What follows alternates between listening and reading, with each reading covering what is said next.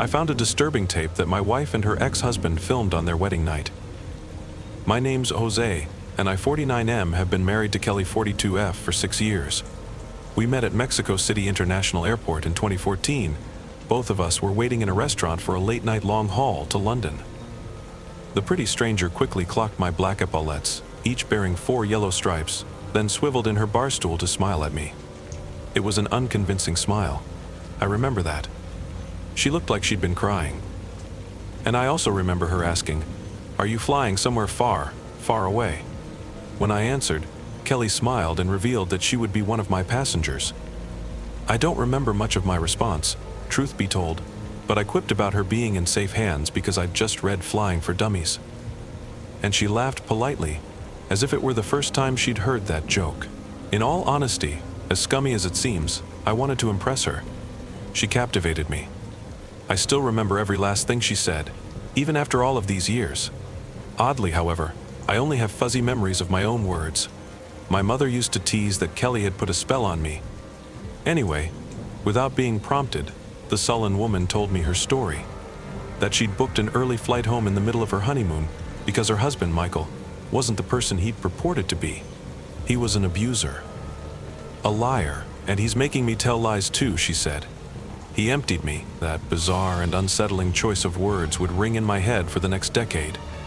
And only yesterday, after finding and watching that cursed tape, did I finally understand what Kelly meant. I think, 10 years ago, she might have been warning me to stay away from her. I think that had been a glimpse of the real Kelly, but I'm not making sense. Let me explain. Everything could have ended with that conversation. We could have parted ways. I wish we had. But I was compelled to see Kelly again. I know that's awful. It's not a habit of mine falling for a married woman. I just felt something indescribable.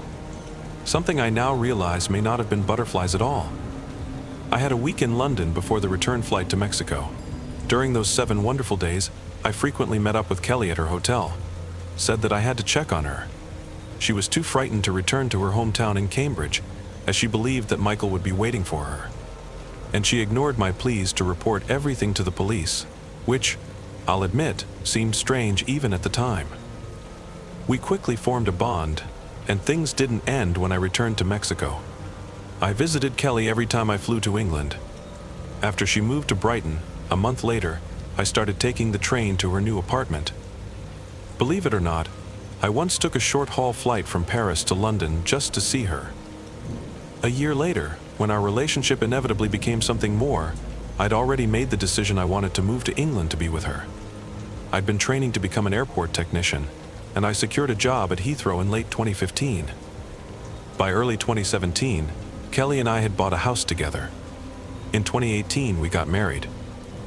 I'm obviously fast-forwarding through the ins and outs of our relationship, but Reddit isn't built for essays, is it? I'm here to tell you what I found yesterday morning whilst tidying a storage cupboard. Kelly's clusterfuck of clutter, as I like to call it, came tumbling out of the open door and washed over my feet. A stark reminder that weekends shouldn't be wasted on chores. If I'd been relaxing on the sofa, I might not have discovered what I discovered. Maybe Kelly would have disposed of her own clutter, and we would have lived a happy 50 years together. But I was the one wading through the puddle of forgotten belongings. And what caught my eye during the tumble was a camcorder, surfing atop the junk heap, which spilled out of its bag, landed at my feet. I picked it up and chuckled. I knew Kelly and I were old, but not that old. I had no idea she owned such a relic. And curiosity got the better of me, obviously. Who wouldn't want to check the contents of a spouse's dusty tape locked away for who knows how many decades? When I plugged in the device to charge it, an error message displayed on the ancient screen. I thought I'd been thwarted by tape or hardware degradation. But I fixed everything, unfortunately, by cleaning out filth from the tape slot. Then I rewound the recording and pressed the play icon. The white, pixelated text read 10/09/2014. For Americans, that's September 10th, 2014. And I quickly realized that was a week before I first met my wife. Everything slotted together horribly when Kelly stepped out of a hotel bathroom in wedding lingerie. I realized what kind of tape I'd found. Don't think less of me for watching. It wasn't like that. Even degenerates, I assume, don't want to watch the person they love share such intimacy with someone else, let alone an abusive ex-husband. and Michael was abusive. Kelly wasn't lying about that, but she'd only ever told me fragments of the story. So, even though I expected a raunchy sex tape, I wasn't watching for that reason. My eyeballs weren't springing from their cartoon sockets. Well, okay, I was watching the video keenly, but fear rendered me wide-eyed, not lust. I just knew that something was wrong with the hotel room. The only natural thing in the footage was Kelly. And as I watched my wife sprawl across the bedsheets, waiting for her filming husband to join her, I eyed the room's cream-colored walls. I didn't give a rat's rear about the interior design, but something hidden in the paint made me sick. You wouldn't understand unless you'd seen the video for yourself. Then something in my head started to ache sharply, much like a migraine brewing behind my sockets. But it wasn't that. It was a painful urge which prompted each of my squeaking eyes to twist. I looked, without even wanting to look, at the edge of the screen, searched for something that was only just beyond both the border of the video and Kelly's vision. I wanted to scream at the younger version of my wife as she lay still, as she watched Michael with caving dimples and a provocative grin. I wanted to scream at her to run, though I didn't know why I wanted to do so. That was the most terrifying thing of all. I didn't fear the obvious horror of watching my wife and her ex make love. I feared something else in the room. Something I didn't understand. "Get rid of that camera," Kelly whispered, before wagging her index in a come-hither motion. Michael's heavy breathing was not the breathing of a lustful man. It was the labored breathing of something hungry. Hungry in a way that neither food nor sex could satiate. "We need to preserve this moment," Michael said. Kelly rolled her eyes. "Is that right?" In response, the man stopped breathing, and my wife's face changed. Her sultry smile morphed into not a frown, but downturned lips. Lips hanging open in the same horrified expression that I must have been wearing whilst watching the tape. Michael hacked, as if bringing up a hairball, then promised, "I'll put it down." He placed the device on the dressing table and walked over to the bed, but Kelly did not thank him. She whimpered and recoiled. Not due to Michael leaving the camera recording. I don't even think she'd noticed its red, blinking light. No, my wife was still frightened because she sensed a presence. Not her husband. Not the room's seedy atmosphere. Not even the claustrophobic nature of the walls. She sensed the same thing that I sensed, though neither of us knew exactly what we sensed. "I'm not in the mood anymore," Kelly whimpered as Michael climbed onto the bed. He hushed her, stroking the backs of his twitching fingers against her trembling cheek. "Don't be like that, darling. It's time to consummate." Then Michael gasped like a punctured tire and shot his head towards the empty corner of the room. He nodded slowly, but neither I nor the recorded version of Kelly saw what he saw. "If I must," he told the empty air. Then came something I still don't know how to explain. The plaster rippled as something behind the wall pressed against it. Tried to get out. Like a hand forming a shadow puppet, something about the shape was illusory. It could have been a man. Could have been a monster. Its outline rapidly changed from a tall thing with arms and legs to a misshapen blob of indiscernible segments. After less than a second or two of the wall bulging, its plaster flattened again, and the living shape was gone. Kelly screamed in synchronicity with me, but she hadn't even noticed the anomaly. She was staring, unblinkingly, into her husband's eyes. "What's wrong with your face, Michael?" she cried. What terrified me was that, even when the camera caught his face, I didn't see any supernatural change in Kelly's former husband. Didn't see anything other than a very human man, one with an unkind smile and dead eyes, perhaps, but still a man. However, Kelly saw something. Something I didn't, still. All of that pales in comparison to what happened next. Michael thrust his hand into Kelly's open mouth, prompting her eyes to open just as widely. Her husband's whole forearm plunged into her jaws, muffling her series of screams.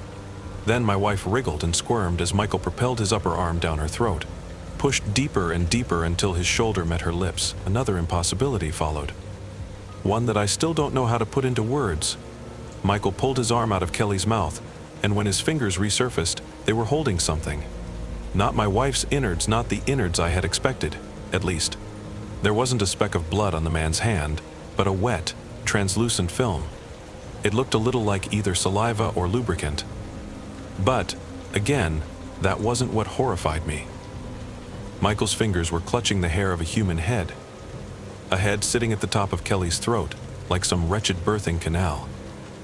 My wife's lips opened unimaginably wide, as did mine. I gawped in incomprehensible horror. She gawped simply to make room for that adult head to emerge, then gawped wider to free a set of shoulders and a torso. I uttered an entirely silent scream, believing that, if I were to produce even the tiniest sound, something from within that footage would hear me in the future. But a slight whimper escaped once I'd identified the head. It was Kelly. A cloned version of Kelly was climbing out of her lips. Some fleshy Russian doll. That younger version of my wife was birthing an exact replica of herself. And the clone was screaming too, for it didn't ask to be born. The original Kelly's skin started to crinkle, crease, and shrivel into something smaller.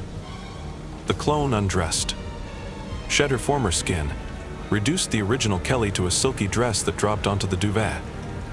Then the clone, the new Kelly, fell into Michael's arms, and she eyed the empty skin suit beside her. She may have been screaming through those open lips, but a white sound was drowning all other noises, a prickly static that dug into my flesh. That maddening racket was accompanied by a gangly shadow moving across the wall of the hotel room's entryway, a shadow with the vague appearance of a man. But the tape cut out before the stranger came into view. Hard on my tongue, I hurriedly thrust the camera back into the bag and tossed it against the back wall of the cupboard. And mere moments later there came the sound of my wife's car pulling into the driveway, so I tried to compose myself, tried to forget the hellishness I had just seen on her old wedding tape. I looked out of the window at the driveway, but she wasn't in her car. And when I turned back to the kitchen doorway, I screamed. There Kelly stood, hounding me with blank eyes and tight lips, with a face horribly white, yet no whiter than usual. I realized I was simply seeing her true self. It had only taken me 10 years to open my eyes. "How did you come indoors so quietly?" I tried to ask, though nothing but a series of hoarse whispers sounded. Jose Kelly began, before lifting the camera bag she'd inexplicably acquired. "We were meant to be decluttering, darling. Why would you want to hold on to this?" I tried to answer, but I was startled by my wife's sudden step towards me. A solitary step, followed by a gasp and a jolt, much like her ex-husband in the video. Then Kelly looked towards an unoccupied corner of the kitchen and said, "If I must." Upon hearing that echo of Michael's haunting words, I ran. Barged past my wife, who seemed either unprepared or unbothered by my escape. I ran out of the house, leapt into my car, and drove. Drove away from my life. I've been on the road for more than a day, stealing bursts of sleep in service station car parks. It's currently 2 in the morning, and I was just woken by the sound of white noise. Not from a playing videotape, but from the world around me. That static drowned everything for one horrendous minute. I didn't want to look out of my driver's window, but there also came that familiar strain behind my eyes, a coded warning from my brain. And when I sat up to look outside, I locked eyes with a large truck parked a couple of spaces to my right. That was when I yelled until my vocal cords gave out. The side of the vehicle rippled in much the same way as the wall of the hotel room, rippled to form the outline of a man inside the storage compartment. He was pressing against the truck's side, trying to push through the metal. The shape quickly lost its definition, then it became nothing at all. All that remained was an abandoned truck in a near-deserted car park. I don't know what to do. Please help me before that thing finds me, before it pulls something out of me.